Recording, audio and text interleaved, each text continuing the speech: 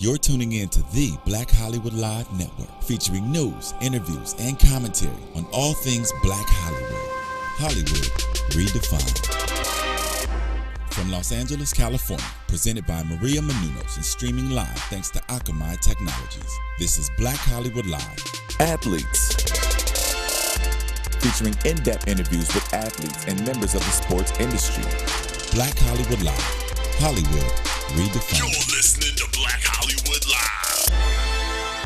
And now, the host for Black Hollywood Live, athletes. All right, everyone, welcome to another episode of The Branded Athlete, and happy early 4th of July. 4th of July is tomorrow, and I'm so excited to not be spending it with the two guys next to me. That's good, because I won't be spending it with you either. You look very nice today. You look very 4th of July. Well, thank you. I figured to wear something very patriotic. Yeah, what did the producer say? The polka? Nantucket. Yes, if you guys can't see, but Kevin does have red pants on today. Show off my red pants. So it's pretty good. In honor of the birth of America. The birth of our nation. Exactly. It's America. It just did some profound stuff this past week as well. So it's a really good day and a really good week to really celebrate. Yes, we want to shout out everybody who is gay, lesbian, transgendered. Or what was the other one? Bisexual. LGBT. That's the popular phrase. You guys can all get married now, and that's so amazing. Finally. Which means, guess what? You guys now have the right to be just as miserable as all the straight married people, okay? And it's legal. Do it! Well, we haven't even introduced ourselves yet. I'm Brittani Johnson, and I am Ben Bateman. Over here. I like your romper. It's a lovely romper. Thank you. They learned romper like 2 seconds ago. You guys are gonna, that's like the word of the day, romper. It sounds very objectifying. Way. Oh, hey, I love your romper. Like it doesn't sound very enduring. That's just what it's called, though. That's like saying I like your T-shirt. That's like the name of. Yeah, but a T-shirt doesn't signify what you would do. A romper is like comfortable. You'd romp in it. You'd like romp, right? That's like what romper is. Kevin, why don't you introduce yourself? I'm Kevin John. I am not wearing a romper today. I'm wearing a shirt, obviously, like we already established, and I'm happy to be here. And Ben, since we're giving compliments, I like your cleavage today. Thank you, Kevin. I appreciate that. Yeah. It looks great. Well, speaking of T-shirts, I actually have gifts for you guys, which I happen to have purchased before I watched last week's episode, where you stated that Kevin was your favorite co-host, and you guys were so excited to have an all-boy sleepover, I guess, that evening. So, but I feel like I know where this is going. I'm glad that I got what I got, because this actually represents how I feel about you guys, like what your personalities mean to me. So this one's going to be for Kevin. Ben said it, not me. Kevin, yours is pink. Kevin, and your guys' is both pink. And that's for you, Ben. That's so lovely. If you guys would like to open your Should we gifts. open them on camera? Yeah, it's for the 4th of July's birthday. Brittany's a sweetheart. You got a blouse. You got a blouse. No, dude, this is beautiful right here, man. I totally picture Kevin wearing that. Dude, this is like an old school pimp from the 70s. And then why don't you show them what your shirt says? It's a Tom Cruise shirt. Oh! These are such thoughtful gifts. I know, and I actually have one for our producer, Steven, who is back behind the camera over there, and it says, I want to hold your ham. And it's a big piece of ham, so here you go. Oh, man. Let's hear what Steven wants to say about his shirt. Steven, what do you say about that? Do you like it? Oh, I love it. Well, Brittany, thank you. You know my taste to a T. I know I do. That's Kevin, a horrible thing. Man, I feel like I'm gonna be pulling all the women tomorrow. I'm gonna wear this for 4th of July tomorrow. Kevin, if you put a vest over that shirt, that's what I had imagined. I actually was looking for a vest, and I could not find one anywhere. I even went to like a Sears and like a JCPenney's to look for a sweater vest. So I don't know where you get your sweater vest, Kevin. Must be some secret location, but I couldn't find one. It is. And that was second best. I was like, he could wear this under his sweater vest. Brittany, you are too sweet. These are great gifts. Thank you. Now who's your favorite host? You're my favorite host. You got me a shirt with Tom Cruise on it. No one's ever done that for me before. And actually, the company that I got that shirt for, they said that was the first shirt of that shirt purchase. So you have the first no Tom Cruise control shirt. The first and only one. Well, anyways, let's thank get back you, to this. Brittany. You're very welcome. I appreciate it. It was your That guys' very birthdays thoughtful. last month, and I haven't seen you guys in a while. We haven't been all together in a while, so. You are too much, Brittany. You know. She's a sweetheart. She's a sweetheart. She's a sweetheart, and she can rock a romper. Yes. All right? And, well, you know who's America's sweetheart? That would be Sandra Bullock. No, it's actually right now it's going to Julia be the Roberts is U.S. Julia. women's that is. soccer team. Yes. This is my random thought, my random fact of the day. Did you guys know the U.S. won the first Women's World Cup in 1991 and currently are tied with Germany for the most titles, which is 2 each. They actually beat Germany earlier this week, I believe on Wednesday, and advanced to the finals, and they're going to be playing Japan, which is like a repeat of the World Cup in 2011, U.S. and Japan. Japan actually won that one. Do you guys think that the U.S. has what it takes to win the World Cup this year and lead the pack at 3? Absolutely. I mean, if you really look at that team, it is a strong team, serious depth. And also, another thing that I like is just the way that they've been playing overall team soccer. Now, their leading scorer, actually all-time leading scorer, Amy Wambach. Abby Wambach. Abby Wambach, excuse me. That's what I said. I'm sorry. I'm still excited over the shirt. So Wambach, obviously has had to take the role of coming off the bench, Right. I guess in soccer they call it what the seeding or the. She's played a number of tournaments. She's played a number of tournaments already, but at least in this particular last few games, she's been coming off coming off the bench, inserted later in the game and whatnot. So, I like the fact that she's willing to take that for the better of the team. Yeah. And you also see how well they've really been, just playing together. And they have all their suspended players back now, and they just look really strong. The game's going to be on Sunday, so I look 3 p.m. forward. I just like watching Hope Solo. I'm sure you do. I was just going to say, I like watching Alex Morgan. That's pretty much the reason that I watch women's soccer. I think she's I like how both of us males here are giving, I follow Alex Morgan on Twitter, just for the record, so, just... Yeah, well, see, Brittany, you Get gotta her a understand. shout out. Most of the time we watch sports, we're looking at men. You know what I mean? So this is great for us to look at beautiful women participate in sports. Fit, dominant, beautiful women. Yeah, exactly. Okay. I get it. I get it. I mean, not that there's anything wrong with watching them. I mean, I like watching them as well. But Hope Solo's a great girl. She can catch anything too.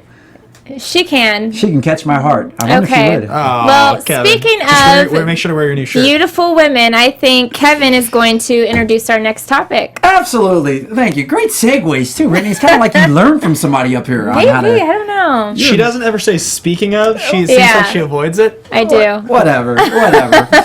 Well, speaking of great women, and just women that have been instrumental and just huge and massive, it would only be right that we honor or give our branded baller of the week this week, the none other to Miss Caitlyn Jenner.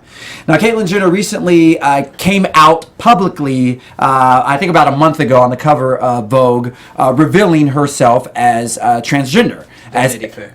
Excuse me? It was Vanity Fair. On Vanity Fair, thank you. We have our producer extraordinaire, Steve, who knows everything. So she came out on Vanity Fair, publicly displaying herself to the world as Caitlyn.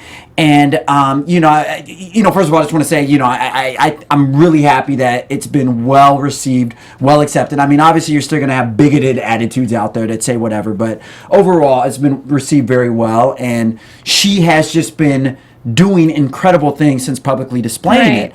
One of the things is she's going to be honored with the coveted Arthur Ashe Courage Awards this year at the ESPYs, which is an amazing award, and I think that she's extremely deserving of it. I mean, just the bravery and courage to come out and just say, first of all, you're gay is huge, but she's not gay. Not gay, excuse me. Still says she's straight at this time. She Asexual still likes or women. something. You're right. So But you were just saying to make the decision to come out as Yeah, gay, exactly. which is the first step, generally speaking. Yeah.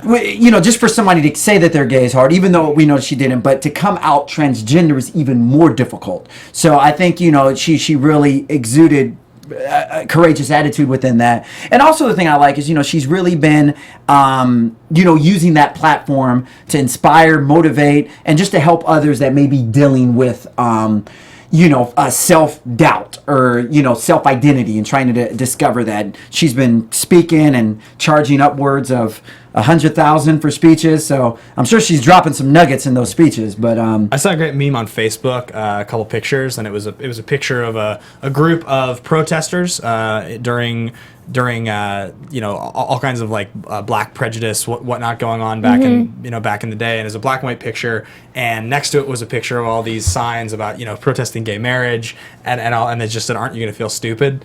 And I just was like, right. Yeah, I think it's floated around a little bit, but I just looked at it and I was like, yeah, that's really very true.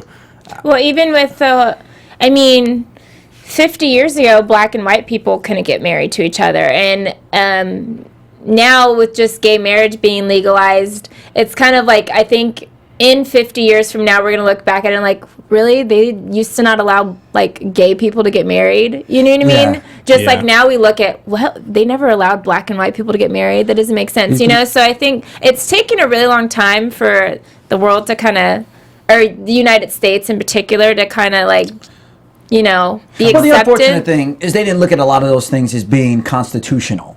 So, you can even go back further, women getting the right to vote. I mean, now we look at that like, what? Women can vote back in the day? But if you just look at a lot of amendments that have been implemented over time, it's just crazy to think that some of these, some of these things that we all call social norms could not exist. And, I think if anything, it's just amazing to see in sports something, because sporting is known for being very masculine driven, very, very self, self-worshiping, praise, and things of that sort. And sports is probably one of the most difficult arenas in all of that to either come out as gay or come out as transgender or anything because of the magnitude of the masculinity. I kind of want to disagree with you on that a little bit as far as basketball goes, because did we not see like Dennis Rodman in a women's outfit, dress, right? In a wedding dress, and that was like in '94. So I think like, I mean, the whole Caitlyn Jenner thing is like, it was a publicized steps and like, here I am, a man, and you're gonna watch my whole transition and you're gonna watch me tell my family and like live it out. But I almost think in a lot of like things with football, basketball, whatever sport it is, if you don't necessarily do this whole announcement and you just are who you are, people kind of let you just be that. Like Dennis Rodman was just people said stuff here and there, but it wasn't a hatred towards Dennis Rodman. Like the players like, oh, we hate him, he dresses like a girl. Nobody cared. He went out, played basketball with blue hair and big hoops in his earring, and nobody really said anything about that because he didn't have the he didn't have the desire to like, I'm going to announce that this is what I'm doing. And give the man credit. Be who I am. He looked great in a wedding dress. He rocked that, man. He did. Yeah, he put. He did that actually. He was working that dress, but. You make a good point, Brittany, and I think you're right. Dennis was extremely unique from the moment he first dyed his hair blonde when he was on the Spurs. Spurs, yeah. And because he said he was influenced by Wesley Snipes' character in Demolition Man. When the first time he did that, I remember digging a little bit of press. But after a while, with the evolution of Dennis Rodman, people allowed him to be him because they knew he was unique. They knew there was something special about him. And they were scared of him. But at the end of the day, he performed well. Now, I guarantee you, if Dennis Rodman wasn't a rebounding Hall of Famer that went out there and won 3 championships back to back to back and just kind of fell off, I do think that some of his off-the-court persona probably would have been negatively scrutinized. But because Now, would you say the same thing about Bruce becoming Caitlyn? Because Bruce was this amazing Olympic athlete. Yeah. So if this situation would have happened with an athlete that wasn't as prominent or as known, would there have been a backlash to it? Well, first of all, I don't think an athlete in their prime would probably, they may come out as gay, that's one thing, but to change, like go transgender, because you wouldn't even be able to participate in your sport anymore if you did that. Like if LeBron said, hey guys, tomorrow I'm going to come in as a girl, yeah, I think LeBron would probably receive some kind of backlash for that because A, he's in his prime, and 2, you have to realize, I mean, he's already dominating in the sport. Like, what is he going to do? Go to the WNBA? And just dominate? Just ridiculous. Well, that's actually, real quick, before you say your thing, I was going to say with the WNBA, as far as homosexuality and stuff like that, it's been accepted in the WNBA for years. I mean, I don't know the statistics on gay people in the WNBA, but I would say that at least 40, 50% maybe. And I'll be very careful because I don't know. But I would say roughly, maybe, I don't know. Some number of people. There's a high number. We'll just say there's a high number. There's some percentage of some girls that are gay in the WNBA. And it seems like it's very accepted there. Like there's not, like it's kind of like the norm. But it is within that community, but outside of the community, a lot of people did not openly say that Brittany Griner is gay until she came out and said that she was, you know what I mean? Sure. Just a few years ago, it was I don't remember who it was, but it was a college female basketball player that was the first female basketball player to come out openly and say that she was gay. So I think if if people don't want to make the announcement, a lot more people are okay with it. Just live your life. Like, nobody cares who so-and-so is dating necessarily if they're straight. So I don't care if you're gay either. Like, here's a question for you guys. Transitioning a little bit, I'm going to introduce a subject here. Okay. And it relates to this because my question that I'm going to start this with is, what would happen if Tim Tebow had worn a wedding dress when he had so much success on the Denver Broncos? And I introduced the question because I want what is it? Random segues. Because I'm going to be introducing a segment called Top 5. And it is Top 5 one-hit wonders. These are athletes. I don't even think we have to restrict it necessarily just an athlete. It could be a team. But one-hit wonders in sports is what we call this. Yes. This is part of our Top 5 series we do every week. And I'm going to start it right off with Top 5 one-hit wonder seasons. Even though Tebow was incredibly successful in college, two-time championship. Sort of. Are we answering the question about him in a wedding dress right now? Or I'm confused, man. It was more. And ladies and gentlemen, that would be a definition of a bad segue. Yeah, thank you. I'm still stuck on the question. Was that rhetorical or what? Hey, first of all, I think Tim Tebow, if you want me to answer the question, I'll just say real quick.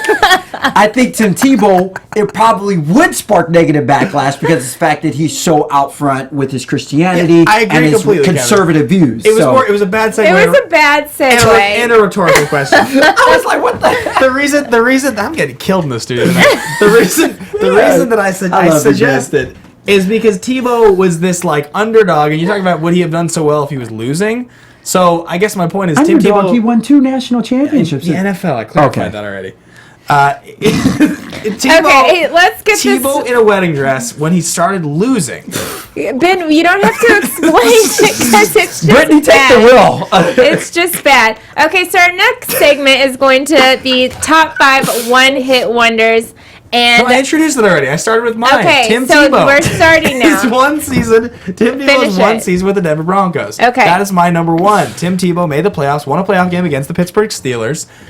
We don't need to answer the rhetorical question of Tebow in a wedding dress, but you understand what I was getting at. Yeah, he still would have been a one-hit wonder, wedding dress or not. Exactly. That's what I'm saying. Okay, Kevin. Are we doing 2 or how are we doing it? Let's do ones. One. Okay. Well, I guess I might as well just start off with that because I have Tim Tebow on my list as well. So. I do have Tim Tebow on my list. Let's just move to the next round. How did you guys act so perplexed when I brought up Tebow in a wedding dress? Because we all had him on our list. The thing, Ben, is that... But it doesn't matter if he's in a wedding dress. What does that have anything to do with one-hit wonders? Segue, you don't ask questions or put propositions out there when you're trying to segue because that evokes more conversation. On the first topic, not the second one. Ben, we'll just give you a hard time. Let's go to the second one since we all have Tim Tebow. You can just check that one off everyone's list. You just check it off everyone's list. I'm going to go with Joe Namath as my second one. And the reason I say Hall of Fame quarterback? Yep. The Hall of Fame quarterback. Go ahead. The reason I'm going to say this is because Joe Namath is incorrectly remembered in history as a statistically dominant or winning quarterback. He didn't have good statistics, and he finished his career with a losing record in the regular season. He made the proclamation in Super Bowl III that the Jets would win the Super Bowl, and this is before it was commonplace for the AFL to actually be good. When the AFL would play the NFL in the Super Bowl, it was in Super Bowl III in, I believe, 1970 or 1969, and they won that Super Bowl. And for that reason, Joe Namath goes down in history as this, Broadway Joe. That's his thing. But really, aside from winning a Super Bowl, Joe Namath did not do much.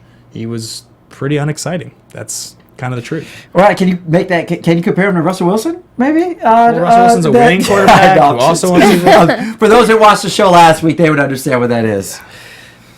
That is my number 2. I mean, I know we don't have much time to debate that. I would just put an asterisk next to that one, and you're more than welcome to debate mine as well because I have a few. I'm sure you will. Yeah, but the reason I probably put an asterisk on next to that because I think a one-hit wonder is somebody that at one concentrated period of time excels to greatness. That's exactly and then what he just did. falls off. And I think with Namath, He never fell off, and we always know him in our heads. Is that what you're saying? well, yeah, I mean, obviously, yeah, we know him in our heads, but the fact that he's a Hall of Famer, and if you look up pretty much what the definition of a Hall of Famer is, somebody that's proved a legacy through longevity and great play, individual talent throughout a period of time, I think that specifically contradicts what a one-hit wonder would be in the sports world. But what I'm saying is, and we should. I hear move you, on. though. I hear you. All I'm trying to say is that Joe Namath, because he had a losing record as a pro, as a starting quarterback, he lost more games than he won, and his statistics were very unexciting. He threw a lot of picks. He was not a good quarterback by a winning metric or by a statistical metric. His one-hit wonders that he won a Super Bowl. Without the Super Bowl, his personality is all that he's really remembered for, and that he was in New York.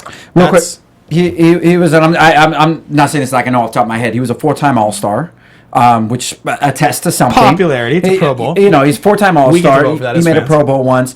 So I understand what you're saying. Statistically, yes, he wasn't off the charts, but I just don't feel he was a one-hit wonder. Well, and that's my opinion, Kevin. yeah, no, and that's what I like. That's what I like. Go ahead, Brittany. Sorry. It's your turn, Kevin, actually. Let's see. Let me pick one on here. You know what? I'm gonna go with we'll just keep it football, and I'll go with somebody who I think kind of is like a Joe Namath, who ended up, who won a Super Bowl, won 2 Super Bowls, but didn't have the greatest statistics when you look at his career, Eli Manning.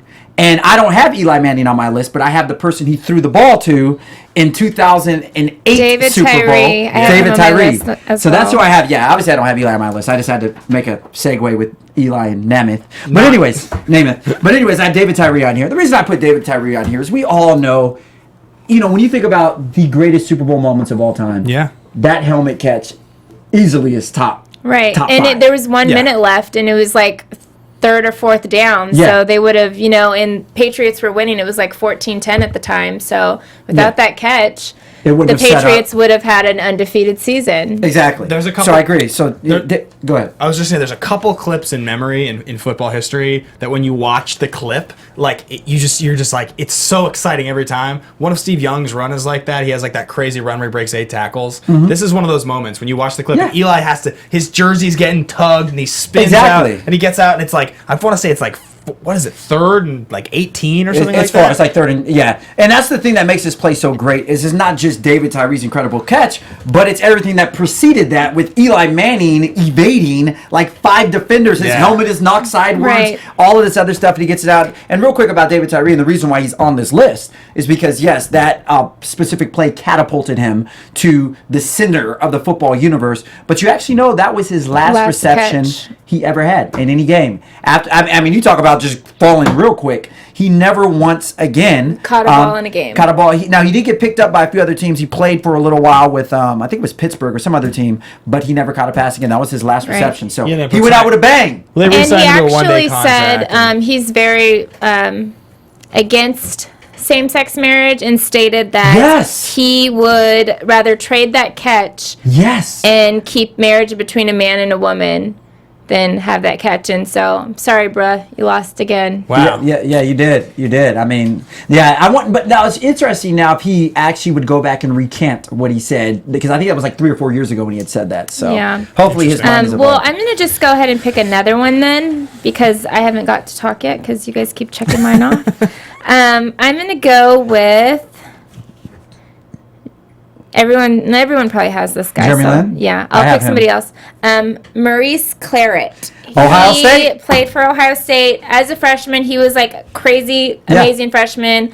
Won my favorite game of all time, the 2002 National Championship against Miami in triple overtime. Best game ever. You guys should check it out if you haven't seen it. But he after that season, he ended up trying to challenge the eligibility of Basically, being a year removed from college before you can enter the NFL right, draft. exactly. Him and Mike he, Williams both. He were. lost that bet and then, went back to college, and he never really did anything after that. He ended up getting in a bunch of legal trouble. Yeah. He's been in prison. His record's like as long as a freaking football field. As like long 100 as years. Tom Brady's lies. I think that there's a 30 for 30 on this. I feel like there's a 30 for 30 on this. I know they did documentaries on this before. Yeah, I don't know if there's 30 for 30. Go ahead, Brittany. Yeah, but he ended up getting drafted by Denver Broncos. in the 3rd round, but he never played. He played in the CFL for a little while, I think, but no, didn't really do much. So obviously, one-hit wonder, freshman in college.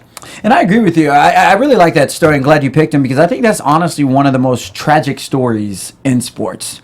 The fact that this guy, he was a true freshman, by the way, too. Yeah. And just obliterated rookie rushing records. And, had all this talent. And the thing is, I don't understand, and maybe you guys can help me out, but I don't understand why he was so emphatic about trying to challenge this rule and go to the NFL the next year. I don't know why. Maybe he knew his prison record was going to start catching up, and he knew he couldn't stay out of trouble for long enough. So he's like, "Listen, I got to go now before I start getting in trouble because I already know I'm going to get in trouble." That's he true. just knew himself. He realized that he would not be able to make it through college with a clean slate. And that's true. Unfortunate, but really good selection. A lot of natural talent. Yeah, I'm gonna go with Buster Douglas. Beating Mike Tyson Mm-hmm. in Oh, yeah. 1990. Yeah. Which is massive upset. Maybe boxing's greatest upset. Yeah. Could be argued. Yeah. And Tyson was just the undisputed, and he was 1990. Tyson was scary. He was still just like a bruiser, hit harder than anyone. And Have you seen him now? He's just as scary, if not more. Oh, I love Tyson. Did you see the documentary that he did? Just the I feel like you guys are getting a little off topic today. Okay. Anyway, yes, and Buster Douglas pretty much proceeded to do nothing else exciting throughout the rest of his career, and he is remembered for just that one fight. Okay. Kevin? I'm going to go on to somebody you guys probably both not familiar with this guy, so I'll try to make it brief. Levin Hernandez. He was the unsung, well, I won't say unsung hero because he kind of catapulted himself, but he was the unlikely hero. The Marlins magical 97 season. He was a pitcher. He ended up winning the World Series for them, rookie too, mind you. Not only did he win the World Series for them, he also stood out in the NLCS. He was the NLCS MVP and the World Series MVP as a rookie. That was also an exciting World Series as well because they went 7 games total. But 97, that's the one that they bought, right? Gary Sheffield was on that team, right? what does that have to do with Marlins? what does that have to do? What does that have to do with Levin Hernandez? I was just remembering the team. I'm See, just getting curious off topic again. What does that have to do with Levin Hernandez? Do you guys see me talking about wedding dresses or no? What? No, just kidding. Oh, God. Yeah, we say that Tom Brady wears a dress every time he's on the field because he can't you can't touch him without him complaining. So, anyways, unfortunately for Mr. Hernandez, it kind of did go downhill after that. And I say this a lot of times about rookies that come out and have a great year their first year, RG3, people like that. It's really hard once you come out your first year and just do exceptional stuff because you kind of just that's the bar, the standard that you set. So everyone's expecting that. And when you become a World Series, that's like being a Super Bowl MVP as a rookie. How are you going to top that the rest of your career? Right. Or NBA Finals MVP your rookie year. I mean, it's nearly impossible. So I kind of feel that kind of was a curse on him, unfortunately. But he, had to end up selling his World Series ring and got into some other issues. It was sad, but still, Right. Okay, so is this our last one, or do we have another round? Well, we had one more round we have 2 more rounds, but Jeremy Lin, we all have that, so that's why I was just I didn't do it. I got. Oh, okay. So then this round, I'll say Jeremy Lin, but you can. I think I have 2 more. But you go ahead. Okay, so I'll do one, and then I have one more. Okay, so this one's kind of might be see Lin standing debatable a little bit, but I picked Doug Flutie. Obviously, Yeah. everyone knows him from the Hell Flutie, when he played at Boston College. But he didn't really do anything, or he didn't really play in the NFL. He was amazing in the CFL, Yeah. but he had one great season in the NFL. He went to Pro Bowl in '98 against the Bills. When he played, he started 8-3 because he went in because Johnson had got injured or whatever, and so he went in to play. He was 8-3 then. Next season, they kind of let him play a little bit, but then out of nowhere, they were like, even though he had better statistics than the starting quarterback, they still wanted the starting quarterback to play because they just didn't trust Doug because he was a little tiny guy and stuff like that. So Bills cut him, and then he was actually the oldest player to score a touchdown for the Chargers at the age of 42. He scored a touchdown when he played for the Chargers. So I thought that was interesting. But he has like a couple little random things throughout his career. Yeah. But he was kind of like a one-hit wonder. Like he'd have like 5 good games, and then we wouldn't see him for 10 years, and then he'd come back and have like 1 catch, and I don't know. So nobody wanted to give him a chance. He was a star in the CFL though. Right, for sure. But as far as NFL, I put him as one-hit wonder. Yeah, it's fair. Tebow, you hear that? Go to the CFL. You could be a star there, buddy. There's actually a great doc about Tebow that references Flutie. I can't remember what it's called, Faces of Tebow or something like that. It was on NFL Network. But it's good. Anyway, I'm gonna go with Derek Anderson. He's sticking with one-hit wonder quarterbacks. Cardinals. But it was when he was with the Browns for just like a minute and 07, and he had this giant season, and they were 10-6. They looked like this high-powered offense, and he got a lot of attention. He got a big contract from someone. The Browns might have just extended him, actually, now that I remember it, but he has completely fallen off. He has completely failed everywhere else he's been. He's a backup, or he was last year on the Panthers. I'm not sure if he's still backing up Cam Newton, but he's this close to being out of the league. And, he was a Pro Bowler that year in 07. He had 1 good season. That was it. And it looked like he was going to be the guy, but he's not. It's true. You know, it's funny. Another quarterback I think we may have omitted from this list, but I put on a one-hit wonder. He's still playing, but Mark Sanchez. And, one of the only quarterbacks that your first 2 years go to an AFC championship, and now he's butt fumbling. All right, so my last person I have on here is actually Christian Laettner. And interesting. Why Laettner? What's one hit wonder? Just college? I look at Laettner kind of like the same way I view Tebow. Sure. Absolutely dominant in college. Right. I mean, he was a 2-time NCAA champion, 1-time Player of the Year. Tebow, Heisman Trophy winner. Right. So, just dominated college ball. Also, another thing about Laettner, he was on arguably the greatest team ever assembled in the history of sports, the 92 Dream Team, which a lot of people Even though I don't like Duke, okay. Hate on Duke all you want, all right? They some bad boys. But anyways, on the great... So if you look at him coming out, just that period between his last year at Duke, coming into the NBA, the Dream Team, the National Player of the Year, all literally on top of the world, greatest thing. And then he got drafted to the NBA, and he just went down. And it wasn't that he necessarily flopped or became a bust. I think he lasted at least 10 seasons or something like that. He was an all-star, I want to say 1 year, but he, I think of one hit, somebody who's at one moment on the top of the world, the next moment just fizzled out. I think Laettner would clearly illustrate that. That's fair. Okay. You have one more, Britt? I do have one more. This one is going to be named Michael Jordan. Now, I choose Michael Jordan as my one-hit wonder because in 1994... I'm sorry, I gotta leave the show. In 1994... I gotta leave the show. He left the game that he's so wonderfully great at, and he decided to go play baseball. And when he decided to play baseball, he tried out for the White Sox. He ended up making their Triple A team, or whatever you call it, Double A team, the Birmingham Barons.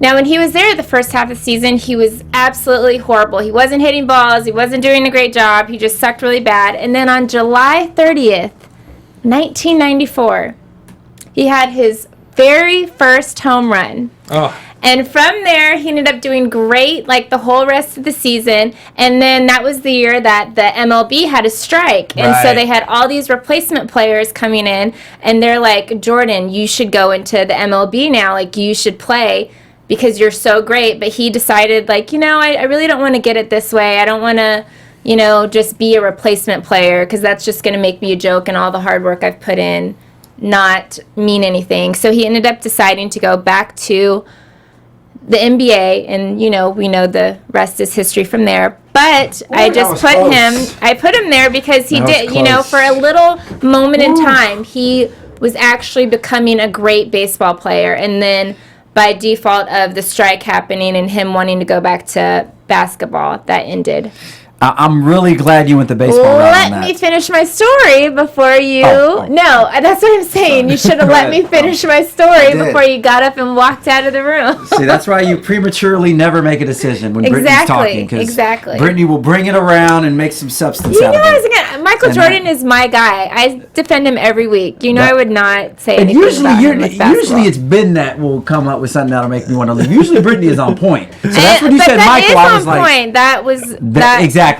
And that's what I'm saying. I'm coming to all that to say that, Brittany, I should have never doubted you. Yeah. You have never strayed or left me out to dry on the show. You've never said anything crazy. So I should have known better. You should have. That was a great turnaround. And I mean, honestly, when you look at Jordan's stats all along baseball, I know his first few... I want to say his first few months, he was terrible. Well, at that time, he hadn't played in 9 years. Exactly. And when he did play, he was a pitcher. So it was like he's going into something he's never done before.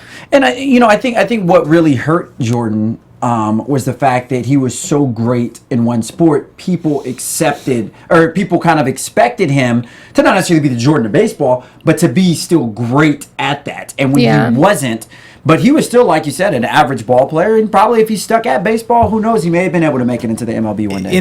There's a 30 for 30 called Jordan Rides the Bus about it. I watched it 2 days ago. That's why I picked him. I like that one. And his coach talks about it, and he's like, I believe that if Jordan had stuck with baseball, if he would have, Yeah. Because initially they first said when he went over to baseball, there was a publicity stunt, and they just signed him to sell tickets, and it was all this backlash. Sold out every single game. Yeah. Because there were some players on there that I think ended up getting cut or sent back down to make room for Jordan, and they were really upset about that. But he's Michael Jordan. He's Michael Jordan. He's an athlete. Yeah. I still want to see LeBron play football. He could be the best tight end in the history of the league if he went and did that. So, maybe that's just my wish. Maybe he'll do that. Maybe he'll play for the Browns next year. Who knows? That would be so, because we've had baseball and football athletes, but we've never had a basketball. Well, they're in the same season, so I don't think that really works. They overlap too much. Yeah. No, because after if you don't make the postseason, you still have 6 more months left. Basketball, because football ends in December, playoffs January. Okay, but basketball starts in November. So that's football still going on. Like there's football. You'd like have to baseball. Join the team halfway in the season. Or something. Baseball ends in September. Baseball ends in October, but it would. Yeah, I guess technically that is right. Yeah. I mean, I'll put it like this. If I'm the Cleveland GM and LeBron says, look, I want to play for your team, but I'm going to have to miss week 1 and week or 2 or whatever the heck due to 2 months of the season. Yeah. Right. I'd be like, okay, that's fine. That's fine as long as we need you for Super Bowl in your diary. Anyways, go ahead. All right, so we're all done with that section, right? That's what would it take? What would it take for LeBron to make it to the NFL? Well, now we're going to get into our last part, and I believe Kevin forgot our props. So actually, I do got them. Thank you. Beautiful. There's a reason I walked off. I knew there was a reason. While he's doing that, our last section is called Cut 'em or Keep 'em. Now, we're not talking about if you should cut or keep this person on the team. I'm going to describe a situation, and in that situation, do you think that player is right or wrong, or they did a good job or didn't do a good job? If they did, keep them. If not, cut them. So that's how it works. We're not literally determining should they be cut or kept on the team, okay? Thank you so much for my wonderful papers here. Absolutely. That's what I'm here for. And you guys ready for the first one? Let's do it. And we're all going to hold it up at the same time. All right. So the first guy is P. Diddy. Now, everyone knows what happened this last week. He basically got into a fight with the strength and conditioning coach at UCLA. I thought you were talking about his performance at the BET Awards. That was awesome. Man, that Diddy came out. Except for when he fell down through the stage. When he got in a fight with the coach, do you think that P. Diddy was right to go in there and stick up for his son, or do you think it was wrong for him to get involved into a 21-year-old kid's college? First of all, should we just Diddy, answer let's hold up our signs first. So if we think that if he was right, you keep. If he was wrong, you cut. Okay. We're going to this camera. 3, 2, 1, and... Oh, we all put cut. He's a buffoon. Come on. Well, and how I heard it was that Justin, the coach actually put up a picture of Justin and his dad courtside at the All-Star game, and they had it up. He had it up for like 15 days, and he said, well, all you guys are out here working hard. Your teammate was at All-Star Weekend partying and having a good time sitting courtside with his dad. So, and Justin's been known to miss a lot of games and stuff like that, or not games, but practices and stuff, and he says it's because he works out with his dad's trainer, so he doesn't have to work out with the team. So that's why initially there was an issue to, with the dad or not the dad, with the coach and the son. So, and I think, Justin, I know you're not that good, but if you want to be on this team, you got to play as a team and stick with your team. You can't either pick football or pick partying. You can't do both. Right. This is the problem. All right. First of all, when Justin initially got that scholarship, full ride, mind you, athletic scholarship, meaning that it was paid for, there was a lot of controversy because he wasn't even ranked, I believe. I could be wrong, but I don't believe he was ranked in the top. You know how they rank the top 100 recruits coming out of high school? I don't even think he was ranked in the top 100. I don't even know if he was ranked in the top 150. But at the end of the day, they said that he was not worthy of having a scholarship at UCLA. It was because of who his father is. Yeah. Second of all, as a player, you don't want to isolate yourself from your team to do X, Y, and Z. Okay, we all know that your dad is worth $500 million. We all know I'm sure there's a lot of other students that have rich families at UCLA. Exactly. You're not that cooler. And then, also you got to realize at the end of the day is this. Did he, going back to the question, him going in and doing what he did he? Your son is a grown man. Exactly. No longer, I can see if your son was like 10 and you went to go talk to his coach and why is he getting playing time? His son is 20 years old. Your son is 20-something years old, a grown man. He can handle his own issues. You don't need to go in there and argue with the coach and say this, that, and this, and other. And the last thing I'm going to say about this, and I don't know Justin Combs personally. I don't. If I guess I can look at his Instagram and gauge his personality from that and things of that sort, but you have to realize that growing up, he lived a very spoiled lifestyle. He got a Bentley when he turned 16 years old. Mostly, a lot of people can relate to that. So why am I saying that? To say that, yes, Justin has a very unique situation. And I honestly don't believe that he wants it as bad as those other players there. Reason being, he knows he's taken care of for life. If he doesn't go to the NFL, guess what? He can work for Daddy. His dad can buy him a team. His dad can buy him a team. He could be the GM. So he's not worried about anything. So at the end of the day, I don't really believe he's given his all because he knows his life is taken care of. All right, next one. Bo Ryan. Now he is the coach at Wisconsin and has been for the last 14 seasons, I believe, and taken them the last 2 years to the Final Four. Do we believe that the Wisconsin team, after he leaves, will still be a good team? So we're going to keep the team or cut the team after Bo Ryan leaves. How's the team going to look? So good, you keep the team, and you think they're going to still do well. Cut, you think the team's going to suck and fall off once Bo leaves. All right. 3, 2, 1. Okay, I cut. Why would you keep? I keep because I think that the culture at Wisconsin has been built pretty successfully over the time that he's been there, and I think that it's evidence, especially in the last couple of years, with winning seasons and top Final Four appearances. I think also when you have repeated success like that, the recruiting class is better. They want to come and play for you. They want to play for that program. So even if he leaves, I think you're not going to see an immediate fall off. It might be in 5 or 10 years you see a fall off, but I think you can expect 2, 3, 4 more pretty solid years based on the success of the team recently. Okay, next, Larry Nance Jr., who was just drafted to the Lakers, said back in, I think, 2012, gee, I sure, and this is a quote, a tweet, he said, gee, I sure hope Kobe can keep his hands to himself in Denver this time, #rapist. What do you guys think about that? Would you cut him or keep that comment that he said? Are we going to... Oh, okay. 3, 2, 1. I cut because, believe what you believe now, he's like, I guess Kobe went out and he's like, the kid's saying like, oh yes sir, I'm sorry, I didn't mean it, and deleted the tweet and stuff. It's like, if you believe something, just stick by it. Just say, listen dude, I thought you were a rapist, that's why I put it. So I don't know. I went with keep because I felt like a couple things. Probably it's Kobe's last year, so more than likely it doesn't matter anyway. Kobe's gonna be gone. But more than that, like, he's a kid, and Kobe basically was like, you think I never done anything stupid as a kid? That was the conversation he had. He's like, I forgive this kid. He wrote me a nice message that was essentially apologizing, and like, I'd done dumb things when I was a kid, so I'm not going to hold it against him. You're a Laker, welcome to the family. Yeah. I respect that. It's all about basketball.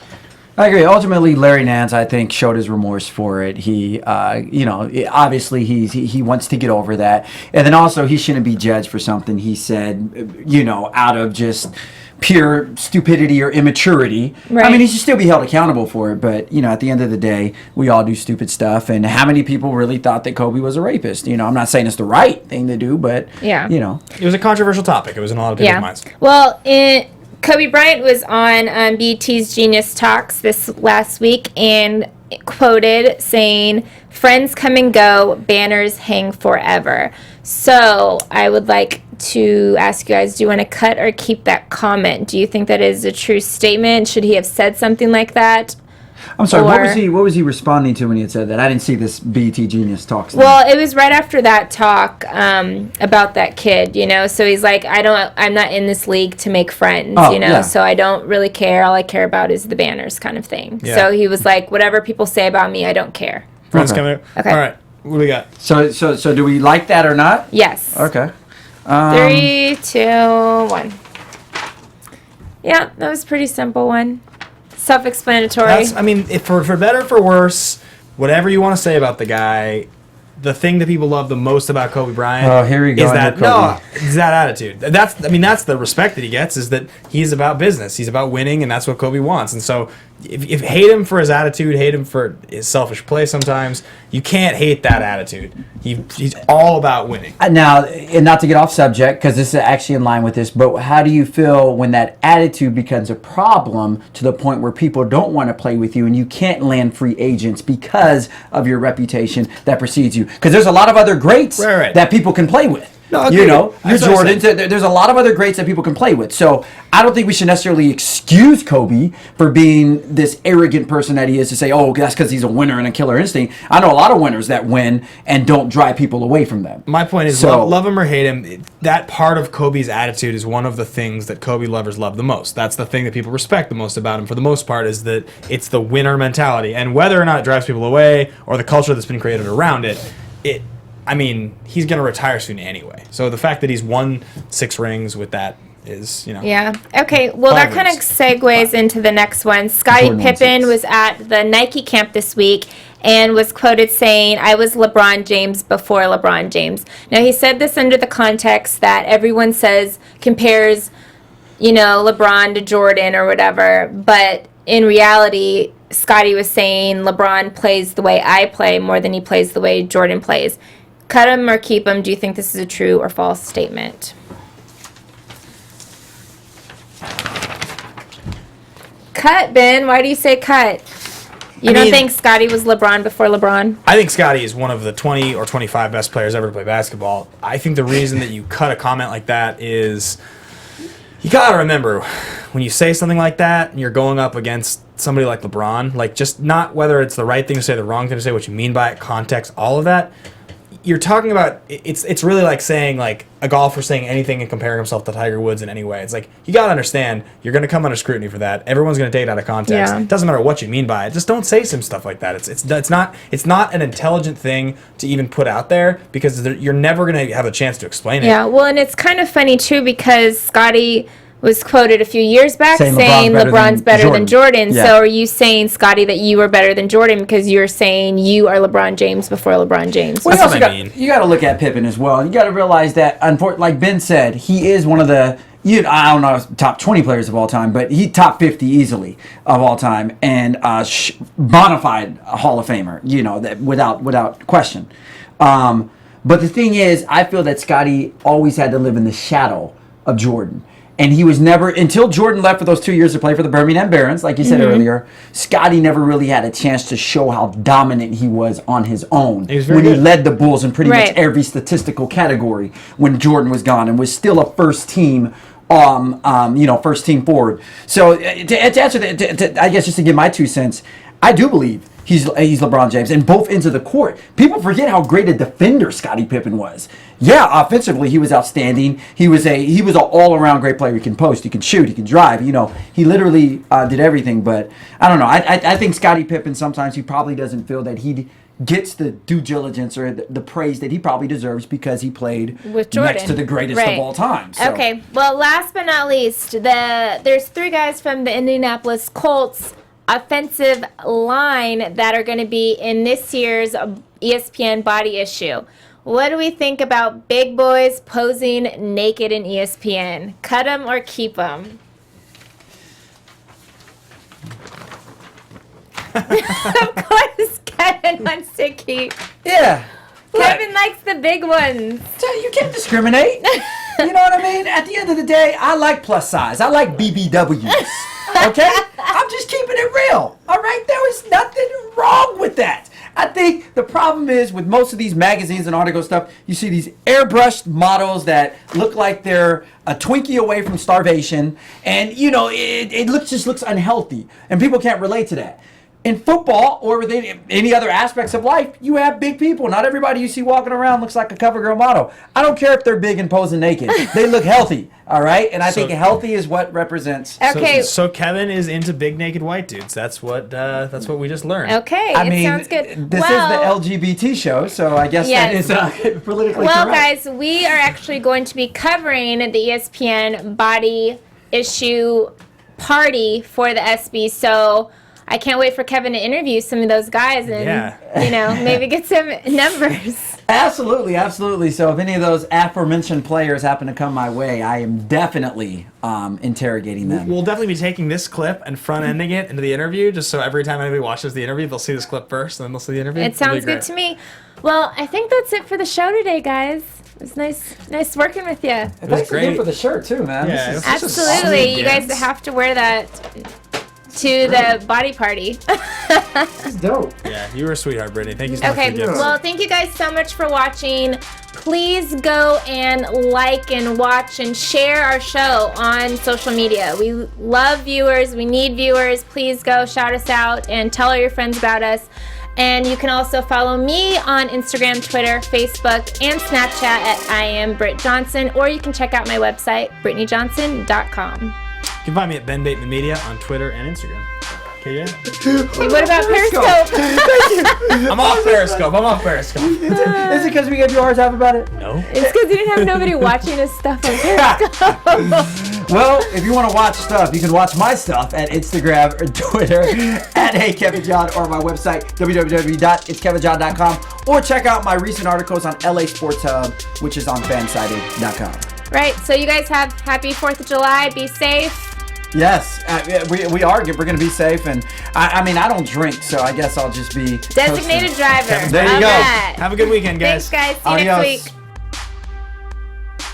From producers Maria Menounos, Dario Kristen, Tiana Hobson, Kevin Undergaro, and the entire BHL crew, we would like to thank you for supporting Black Hollywood Live, the first online broadcast network dedicated to African American entertainment. For questions and comments, contact us at info@blackhollywoodlive.com. Like us on Facebook, tweet us, or Instagram us at BHL Online. And I'm your BHL announcer, Scipio.